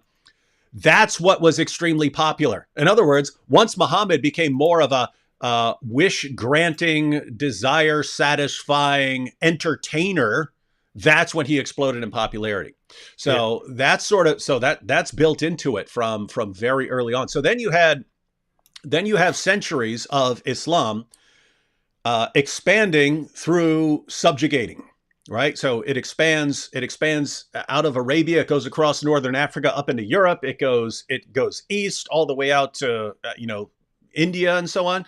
So Islam keeps expanding, and the way Islam was growing back then was about conquest. Eventually they get stopped. Eventually they get stopped in India. Eventually they get stopped in Europe and so on. And that entire approach falls apart when the Ottoman Empire loses, right? Because up until then, hey, we've always had our empire, which is always in competition with other world empires, but we can hold our own. Now, all of a sudden, it was, oops, now our empire got crushed. Wait a minute, everyone around us is way more powerful because everyone else around us has modernized. And so this, after the collapse of the Ottoman Empire, so you're talking about World War I here. After the collapse of the Ottoman Empire, you saw Muslim nations trying to modernize. That's why if you look at pictures of Iran and Afghanistan and so on from the 1960s, it looks very modern. It looks far more modern than it does now, because people are realizing, wait a minute, these guys are all way more powerful than us. This is not the way things are supposed to be in Islam. We need to go that route. We need to modernize and so on. But notice, there is another possible interpretation. So you could say, hey, the reason all these people are more powerful than us is they've modernized and we haven't. Therefore, we need to modernize. That's one possible explanation. There was another available explanation there. The alternative explanation was, maybe Allah is testing us or even punishing us for our disobedience, and therefore we should not be modernizing. We should be cracking down and enforcing Islamic law much more brutally. And so you notice you get the revolution in Iran, right? The religious takeover. You get the increase in popularity of the Muslim Brotherhood. This continues on down to our time with like ISIS and so on. Notice what ISIS is doing. We need to purify the Islamic community. Then Allah will bless us. Then we can compete with all these other guys. But you don't compete with all these other guys from an Islamic perspective. You don't become more powerful than these other guys by adapting to the West. No, you become more devoutly Islamic, and then Allah will bless you, and then you could crush these other guys. So that became a mentality. Then you get all these people becoming more and more diehard. But notice that's still going to take time, right? It's still going to take time for that to happen. So what happens during that time? You are still trying to win converts, and so you get like the Zakir Naiks and the Ahmed Deedats before him, and they're all preaching. But what are they preaching? They're preaching lies. Ahmed Deedat, Zakir Naik, these popular da'is, they were preaching anything they could make up to defend Islam because they knew they were speaking in an atmosphere of ignorance, and their own followers don't care. Their own followers don't care if they're making things up as long as it's winning converts. So they go around sprouting complete nonsense. The Quran, there's only one Quran, perfectly preserved, right down to the letter. Total nonsense. Oh, there are all these scientific miracles in the Quran. Total nonsense. Everything they're preaching is total nonsense. I mean, these are the guys who are saying, oh, if you read the Bible closely, you'll see Jesus didn't die. And there are all these prophecies about Muhammad in there. Yeah, he's right there in Song of Solomon 5:16. It's like completely idiotic, insane stuff. But if you're talking to people who don't know any better, you'll always get a percentage of people who believe you, and so you're winning converts. So this keeps up for a while. Then of course you get 9/11 and so on, and now people are starting to look into Islam more. But people start looking into the arguments of people like Zakir Naik. All of a sudden, people get open access to Muslim sources. Now anyone can go and look up Sahih al-Bukhari and Sahih Muslim online and so on, and they start ripping these things to shreds, completely exposing all of these arguments and all of these claims that are being made by these people. All the arguments that have propped up Islam for the past couple decades are being exposed as lies. And then you even have Muslims admitting, okay, there are holes in the narrative. Yes, everything we've been told is about the perfect preservation of the Quran. It's actually nonsense and so on. And people are finding that out. And then, so what do you do? What do you do now that critics are catching on? Well, what they tried for a while was, we'll just call you an Islamophobe. Yeah, if Zakir Naik says something that's a complete lie, and you show that he's a liar who's lying, then we'll call you an Islamophobe. You don't like that. And so that works for a while, calling everyone Islamophobes, threatening people, harassing people into silence. We'll kill you if you keep saying these things about Muhammad. And then you have the modern approaches, which is, find what makes Islam. It's all about finding a way to make Islam popular. And some of them are going in a route where if we could just get a famous person to convert, or if we can get on this famous person's podcast to present Islam to all that person's viewers, maybe we can grow like that. And then, of course, hey, if we entertain people, they're always looking for pockets of ignorance. In other words, there are still people in the world who don't know about any of this. They're looking for ways to find those people who haven't been inoculated against these ridiculous dawah arguments. And so all of this is going on, and they're sort of trying to figure out ways to continue doing dawah in an environment where it's just not working anymore, because dawah has just been based on deception for so long. And then you've got the Ali Dawah, Muhammad Hijab crowd, which is, let's just do a bunch of antics and so on, shenanigans to make ourselves popular so that people are listening to us. And then you've got the Sajid route of, no, stop telling people that stuff. It's just embarrassing us. Let's just focus on the oneness. And guess what? None of it's going to work. None of it's going to work. That's what they're all looking for, the solution. What's going to work here? And the answer is no. You spread for 14 centuries through violence. That's not working because you're weak now. And then you were spreading through deception. That's not working now because now we can all look up your stuff. And so you have, if you don't have a plan B beyond this, you're just in trouble. But just going around preaching Islam, oneness, Tawheed, that's not going to work because everyone's going to be listening to the guys who are way more entertaining. But the guys who are entertaining are all narcissists who will gladly throw their religion under the bus as long as it glorifies them. And so that's not going to help you. And so you are as the French say, les screwed. There's no way around it. You're in trouble. You're in trouble, guys. Absolutely. Absolutely. All right. So that was bringing it all together. That is the state of Dawah right now. These guys are in a position. These guys are in a position right now. If you're Sajid or something like that, you're in a position where simultaneously you have to clean up the messes caused by Ahmed Deedat and Zakir Naik and all these guys, because now their deception is being exposed. So you're stuck with all this mess of what do you do now when people believe in perfect preservation of the Quran and they see that it's not true? What do you do? How do you hold that together? But simultaneously, the guys who are exploding in popularity are the guys who are completely embarrassing you and saying really, really bad things that make you look really, really bad. What do you do here? And the answer is you're in trouble. That's it. You are in trouble. What you do is you take off your shirt in public, you scream, you do whatever you can to become popular.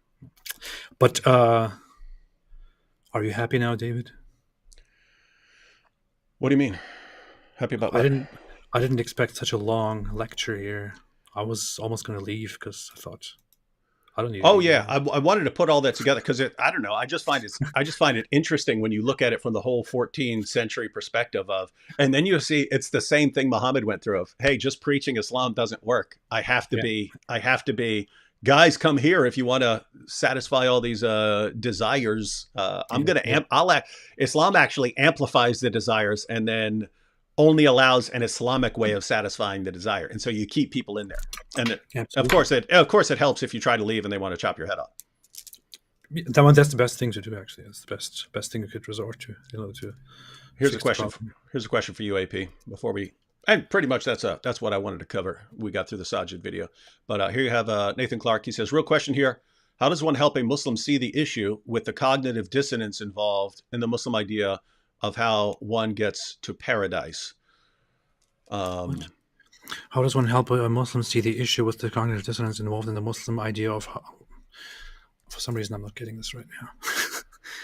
Real question here. How does one help a Muslim see the issue with the cognitive dissonance involved in the Muslim idea of how one gets to paradise? Which cognitive dissonance? I guess when they're saying, okay, this is how you get to paradise in Islam. Okay, but and there are all kinds of problems with it, but you never see the problems. You know what I mean? Yeah, but I think that's what he's mean. Like, how do you get these guys to see it? Like what they're doing? Like, so for example, just fixating on things that somehow agree with them and ignoring everything that refutes them. I mean, you could just continue trying. I don't know. I was kind of looking for just to see a conflict of ideas that cannot be reconciled with each other, and how to make Muslims see that. But this is a very, very, very vague question. I mean, it seems like what you just said is pretty much the same thing I would say. You just have to you have to keep at it, right? And understand that this can take years. If someone has been raised for years to believe something and you're saying, no, that's wrong, just showing, hey, here's one problem for you, probably not going to do it. Showing 3 or 4 problems, that might not do it. You might have to show 20 or 30 problems before it eventually clicks, right? Yeah. You have to destroy them and humiliate them. You have to crush them. You have to own them. Yeah. And you have to say need a second. And you need a second wife. Yeah, second wife. You see, grapes. It's all grapes. Great babe. Here we have you guys heard of the work of Ahmed Al-Jalad? He studied pre-Islamic rock inscriptions and found that they were completely monotheistic long before Muhammad was born. Nope, not familiar with that. Never heard of it. You did have other monotheistic groups, like we're of course familiar with the Jews and Christians, but even the Sabians. The Sabians recited a version of the Shahada. They recited La ilaha illallah. Muhammad just came on and tacked on, and Muhammad is his messenger. There were also probably remnants of different religions which later on went extinct. The thing is, right now it looks like we can look back and think of certain religions. There is this religious group, and that the environment wasn't like that in the 7th century, and especially not in a place like Arabia. It was there were a lot of different people from belonging to different religions, different ideas, different sects and cults of religions, and some of the religions, some dualist or Gnostic religions, also had monotheistic ideas at their core, and they did believe in those ideas. They did believe that there is only one God who is the good, the light, the good one that you want to go to, whereas the other one, the other entity that exists, is not really God, or is a God that we don't worship or don't believe in. But that was also considered the worship and belief in worship of one God back in the day. So there were lots of different ideas, different beliefs in that time, but that doesn't take away, of course, from the fact that Islam has influence from a lot of influence from pre-Islamic paganism, polytheism. It certainly does. Yeah, and I've described it as, it's just like you take everything that was around Muhammad in 7th century Arabia and you roll it all up into a ball, you get Islam. So you take the monotheism from the various groups that were teaching that. You take some of the stories, both heretical and orthodox, from the Jews. You take some of the stories, both heretical and orthodox, from the Christians. You take a view of some of the Persians and so on had this view of houris and paradise and so on. Of course the pagan practices, the kissing the black stone, the walking circles around the Kaaba and so on. You just take all of it and roll it up into a ball, you get Islam.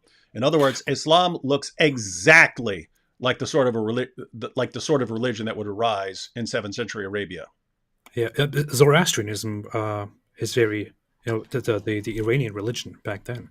Islam probably took a lot of influence from that as well, because Zoroastrianism was actually very, very influential and impactful at that time. Right now, it doesn't matter anymore because it was basically destroyed by Islam. But Zoroastrianism probably gave Islam a lot of ideas. Mm-hmm. And similarly, a religion that was probably not as popular, as widespread back then, was Manichaeism, which probably also in bits survived among people and led to different ideas also related to Jesus, for example, because Manichaeans also had certain Christian beliefs, but they were not Christians. They were a separate dualist religion. What's very interesting, by the way, is there is a group there's a religion called Mandaism, and those people are thought to be the Sabians or descendants or related to them. What happened is that when Muslims were conquering in the Middle East, they came across this specific religious group when they were very small in number, and that religious group claimed to be the Sabians in the Quran, and they had a book which they presented and said, "We are people of the book. Please don't, annihilate us." So they were allowed to live in Islamic lands, but that is also another religious group that existed back then. Yeah. All right. Well, that's what I wanted to cover. God Logic Apologetics just jumped in and said, "What I miss, you missed it all, God Logic. And now you are going to be completely insignificant for the rest of your apologetics career because you missed this." Hey, God Logic, we should do. You should jump on live with us one day. Sure, you've got some stuff to talk about with your interactions. All right, everyone. So that was to bring everyone up to date on the current state of the DAWAH wars. They are stuck in a really, really bad position of having to clean up the messes of the past, which is basically 14 centuries of violence, which people are still concerned about. And then all of the propping Islam up through lies that you got from Ahmed Deedat and Zakir Naik, and then the ongoing messes created by the entertainment-driven DAWAH community, and then poor people like Sajid who just want to take over the world for Islam, but can't do it because they're constantly being thwarted. That's a situation. And now Muslims around the world, because keep in mind, guys, you have plenty of Muslims out there who are just living normal lives and people who'd be, great neighbors and so on. They're looking at all of this and it's like, what do we do here? What do we do when these are the guys who are the public faces of our religion? And they're in a pretty difficult spot. And I'm a tactical genius, and I, for the life of me, cannot figure out any way out of this for them. Yeah. I want to add two things actually that are going on right now, just very briefly to reference them. We will actually talk about one of those issues on my next live stream next weekend. One of those issues is there is a Muslim woman who recently had a debate with Daniel Kikachu, and whom Daniel Kikachu attacked very brutally. Her name is Safia Sabrina or something like that. She just made a live stream in which she exposed. She went on Andrew Tate's website and basically pretended to be applying for their PhD pimp course and their own. Yeah, it's called the pimping hose doctorate, PhD, pimping hose doctorate. Yeah, pimping hose degree, something like that. Whatever it is. Yeah. So she applied for that and waited for a message from them, and shows on a live stream, on a video that that she gets a message from them, and the website tells them, the people who work for Andrew Tate tell them that she has to become part of the war room, which is on their website, to have access to the whole PhD, so pimping hose, and the OnlyFans package. And she, a Muslim woman who is very outraged by this Islamist attachment to Andrew Tate, is basically exposing there that while Islamists are praising Andrew Tate and while they're saying he's now a brother, let's forgive his past sins, Andrew Tate is still continuing his business of pimping and having an online porn business and running all of these things, and basically calling out all of the Muslim apologists that we talk about for their disgusting hypocritical behavior. That's very, very interesting. And it's funny because like these guys are like they're Muslims in general, like this woman, they're in the same position that Sajid is in, right? They're looking, Andrew Tate is now the popular face of Islam. I don't want him to be the popular face of Islam because he's horrible and he has a horrible influence on people. So what do? Well, if you complain about it, you get attacked, like Sajid when he complains about Ali Dawah and so on. If you complain about it, you get attacked. But if you don't complain about it, what do? You just sit back and watch it happen. Like this is the only chance you have to deal with it, because these guys are just going to get bigger and bigger. But yeah, this is interesting because Muslims, look at Andrew Tate, he's the top G, he converted to Islam. And we look at it as like, have you seen the reasons he gave for why he liked Islam? It's because, hey, you still kill people over making fun of it, and you know how to keep women in check, and you'll just slaughter everyone who disagrees with you and so on. And it's like it's all the stuff we normally point out as problems for Islam. He looks at that and says, wow, that's the religion for me. Yeah. And so we point out Christianity is weak. Christians forgive. Muslims, they're strong. They kill people who offend their religion. That's why Islam is good.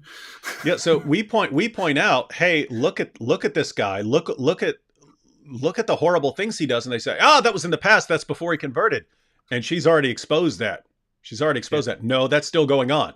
The Andrew Tate war room is still training people on how to turn girls, how to seduce girls and women into falling in love with you and then turning them into your webcam prostitutes.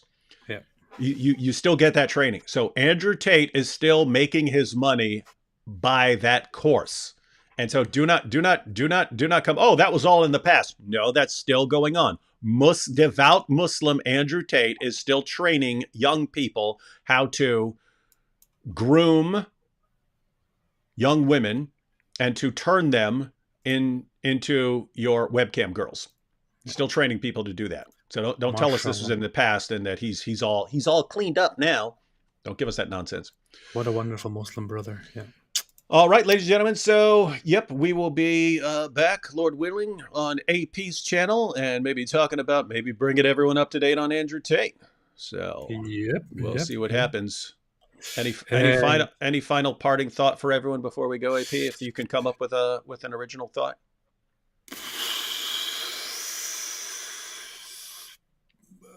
We live in a society. No, thanks, and stay away from Andrew Tate. And you heard it here, folks. AP is a prophet, so he knows. And stay away from Islam.